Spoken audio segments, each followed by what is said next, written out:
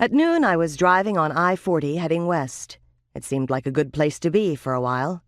I'd end up in Los Angeles, and that sounded like an adventure. The middle of the desert between Flagstaff and L.A. certainly wasn't anything resembling an adventure.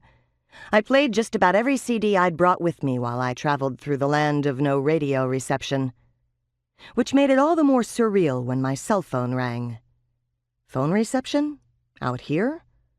I put the hands-free earpiece in and pushed the talk button. "Hello, Kitty? It's Ben." I groaned. Ben O'Farrell was my lawyer, sharp as a tack and vaguely disreputable.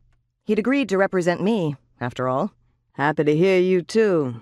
Ben, it's not that I don't like you, but every time you call, it's bad news. "You've been subpoenaed by the Senate." Not one to mince words was Ben. Excuse me? "A special oversight committee of the United States Senate requests the honor of your presence at upcoming hearings regarding the Center for the Study of Paranatural Biology. I guess they think you're some kind of expert on the subject." What? "You heard me."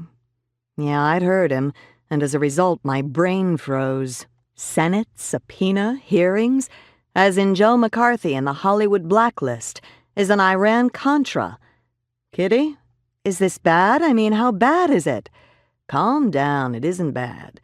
Senate committees have hearings all the time. It's how they get information. Since they don't know anything about paranatural biology, they've called hearings." It made sense. He even made it sound routine. I still couldn't keep the panic out of my voice. "What am I going to do?" "You're going to go to Washington, D.C. and answer the nice senator's questions." That was on the other side of the country. How much time did I have? Could I drive it? Fly? Did I have anything I could wear to Congress? Would they tell me the questions they wanted to ask ahead of time, as if I could study for it like it was some kind of test? They didn't expect me to do this by myself, did they? "Ben, you have to come with me." Now he sounded panicked. "Oh no, they're just going to ask you questions. You don't need a lawyer there.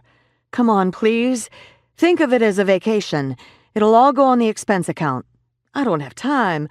Honestly, what do you think the odds are that I can keep out of trouble once I open my mouth? Isn't there this whole contempt of Congress thing that happens when I say something that pisses them off? Would you rather be there from the start or have to fly in the middle of things to get me out of jail for mouthing off at somebody important?" His sigh was that of a martyr. "And you're right. Victory.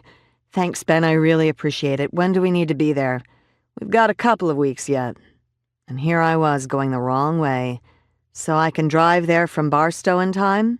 "What the hell are you doing in Barstow?" "Driving?"